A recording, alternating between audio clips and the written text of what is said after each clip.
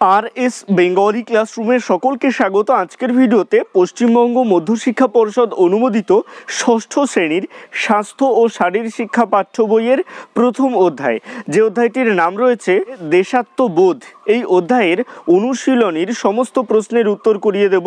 সুতরাং আমি চাইবো তোমরা ভিডিওটি স্কিপ না করে একদম প্রথম থেকে শেষ পর্যন্ত দেখো। এই প্রসঙ্গে বলে রাখি, ষষ্ঠ শ্রেণীর স্বাস্থ্য ও শারীর শিক্ষা পাঠ্য বইয়ের এই ধরনের বিভিন্ন গুরুত্বপূর্ণ ভিডিও RS বেঙ্গলি ক্লাসরুমে এর আগেও প্রকাশিত হয়েছে।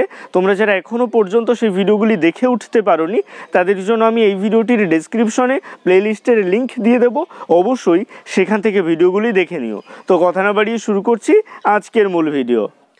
ষষ্ঠ শ্রেণীর স্বাস্থ্য ও শারীর শিক্ষা পাঠ্য বইয়ের প্রথম অধ্যায়, যে অধ্যায়টির নাম রয়েছে দেশাত্মবোধ।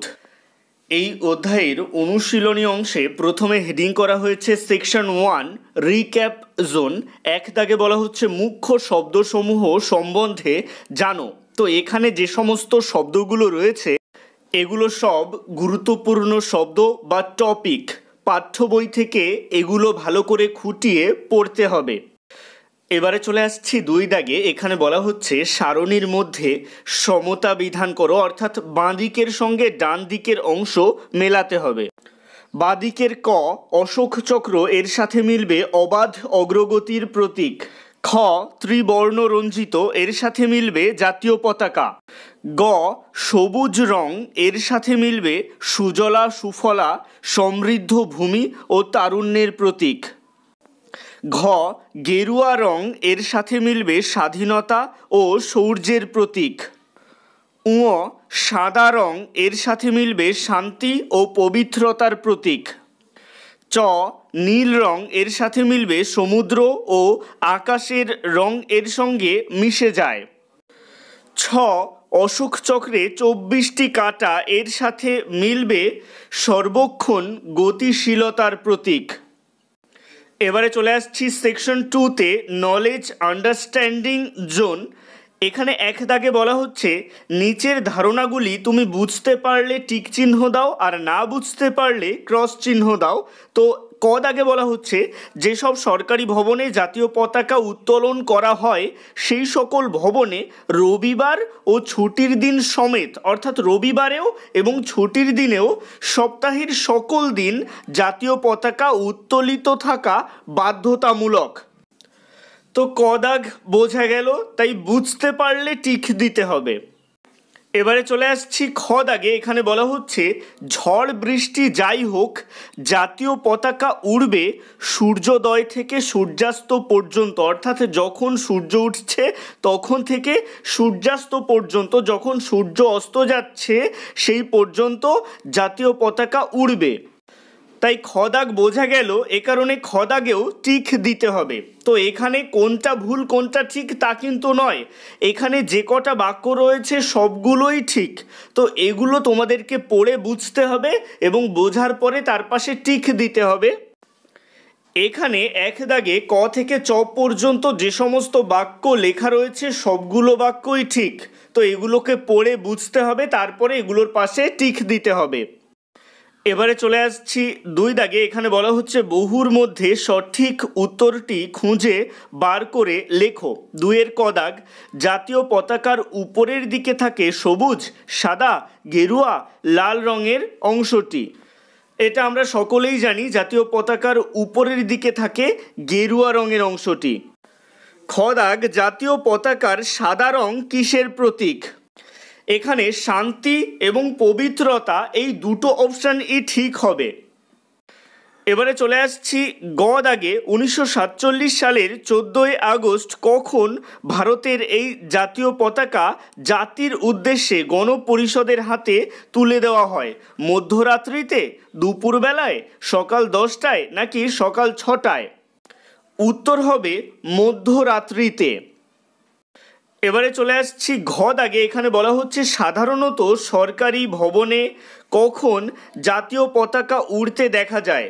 অপশন সূর্যাস্ত থেকে সূর্যোদয় পর্যন্ত, সূর্যোদয় থেকে সূর্যাস্ত পর্যন্ত, 6টা থেকে 12টা পর্যন্ত, সারা দিন রাত। তো এখানে প্রথম যে দুটো অপশন রয়েছে এটা গুলিয়ে ফেলবে না। প্রথম অপশনটাই বলা হচ্ছে সূর্যাস্ত থেকে সূর্যোদয় পর্যন্ত। তো যখন সূর্য অস্ত যাচ্ছে তখন থেকে সূর্যোদয় পর্যন্ত বলা হচ্ছে, মানে সারা রাত।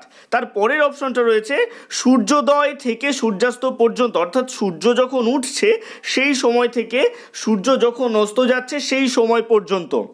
তো পরের অপশনটা ঠিক হবে সূর্যোদয় থেকে সূর্যাস্ত পর্যন্ত।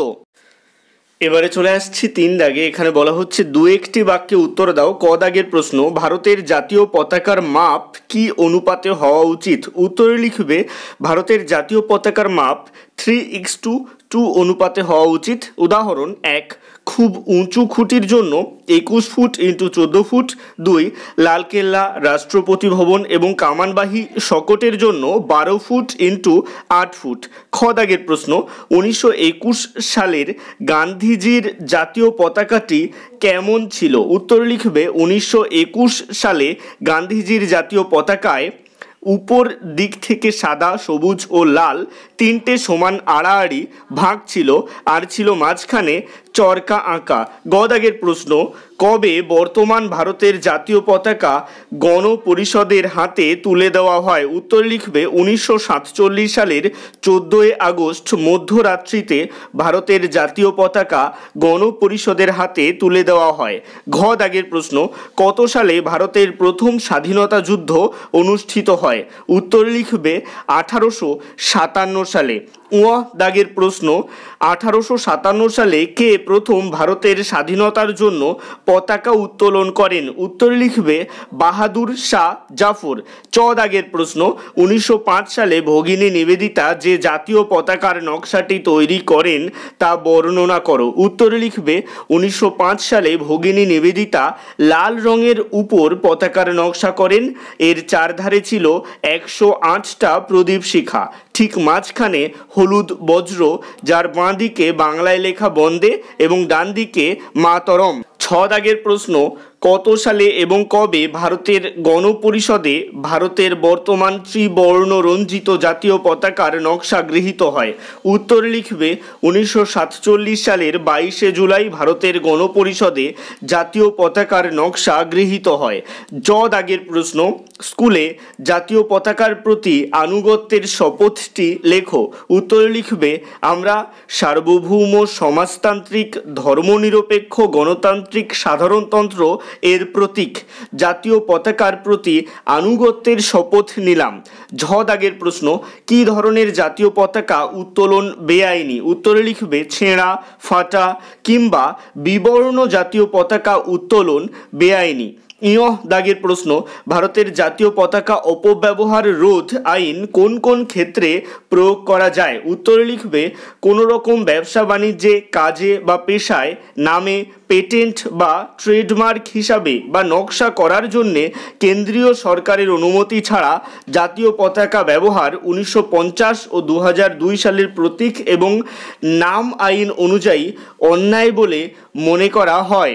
ট দাগের প্রশ্ন, বিদ্যালয়ের ক্রীড়া প্রতিযোগিতায় কি জাতীয় পতাকা উত্তোলন করা হয়? এই প্রশ্নটাই আমার মনে হয় প্রশ্নের মধ্যে একটা সমস্যা রয়েছে, প্রশ্নটা ঠিকমতো হয়তো সাজানো নেই। তো এর উত্তর লেখো বিদ্যালয়ের ক্রীড়া প্রতিযোগিতায় পতাকার প্রতি শ্রদ্ধা ও দেশপ্রেম জাগিয়ে তুলতে জাতীয় পতাকা উত্তোলন করা হয়। ছ দাগের প্রশ্ন, অন্যান্য পতাকার সঙ্গে জাতীয় পতাকা উত্তোলন হলে তা কোন দিকে কিভাবে থাকবে? উত্তর লিখবে অন্যান্য পতাকার সঙ্গে জাতীয় পতাকা উত্তোলন হলে মঞ্চের ডান দিকে জাতীয় পতাকা থাকবে। জাতীয় পতাকার ডান দিকে অন্য কোনো পতাকা থাকবে না, বাম দিকে অন্যান্য পতাকা থাকবে। জাতীয় পতাকার উচ্চতা অন্যান্য পতাকার থেকে বেশি হবে। এবারে চলে আসছি 4 দাগে। এখানে বলা হচ্ছে উপযুক্ত শব্দ বসিয়ে শূন্যস্থান পূরণ করো। 4-এর ক দাগ, ভারতের জাতীয় পতাকার সাদা রঙের অংশটির শূন্যস্থানে লিখবে মাঝখানে, নীল রঙের শূন্যস্থানে লিখবে 24টি কাঁটা বিশিষ্ট চক্র বসানো থাকে। খ দাগ, কোনো ব্যক্তি বা বস্তুর সামনে জাতীয় পতাকা ড্যাশ চলবে না। শূন্যস্থানে লিখবে নোয়ানো। গ দাগের বাক্য, কোনো মিছিলে জাতীয় পতাকা নিতে হলে মিছিলের সর্বাগ্রে উঁচু করে যোগ্য ব্যক্তিকে শূন্যস্থানে লিখবে ডান কাঁধে পতাকা বহন করতে হবে। ঘ দাগে বলা হচ্ছে জাতীয় শোক প্রকাশে জাতীয় পতাকা অর্ধনমিত থাকার দিনেও জাতীয় পতাকা প্রথমে শূন্যস্থানে লিখবে উঁচুতে তুলে তারপরে দণ্ডের শূন্যস্থানে লিখবে অর্ধেক পর্যন্ত নামাতে হবে। ও দাগে বলা হচ্ছে বিশেষ বিশেষ দিনে যেমন প্রজাতন্ত্র দিবসে, স্বাধীনতা দিবসে জাতীয় পতাকা শূন্যস্থানে লিখবে সর্বসাধারণ ব্যবহার করতে পারে।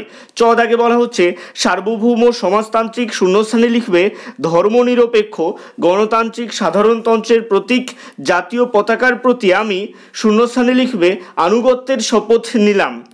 ছ দাগে চলে আসছে, এখানে বলা হচ্ছে 1921 সালে গান্ধীজির তৈরি পতাকার উপর দিক থেকে সাদা, সবুজ ও শূন্যস্থানে লিখবে লাল তিনটে সমান আড়াআড়ি ভাগ ছিল আর মাঝখানে চরকা আঁকা। আজকের ভিডিওটি এই পর্যন্তই। পরবর্তী প্রশ্নগুলির উত্তর তোমরা পার্ট 2 এর ভিডিওতে পেয়ে যাবে। আজকের ভিডিওটি ভালো লাগলে অবশ্যই একটি লাইক করে দিও এবং একই ক্লাসের বন্ধুদের সাথে ভিডিওটি শেয়ার করতে ভুলো না। ভালো থেকো, সুস্থ থেকো সকলে, আর অবশ্যই RS বেঙ্গলি ক্লাসরুমের সাথে থেকো। সবশেষে একটাই রিকোয়েস্ট, এখনও পর্যন্ত যারা চ্যানেলটিকে সাবস্ক্রাইব করে উঠতে পারোনি তারা অবশ্যই চ্যানেলটিকে সাবস্ক্রাইব করে দিও এবং পাশে থাকা বেল আইকনটিকে প্রেস করে অল বাটনে ক্লিক করে দিও নতুন ভিডিওর আপডেট সবার আগে পেতে।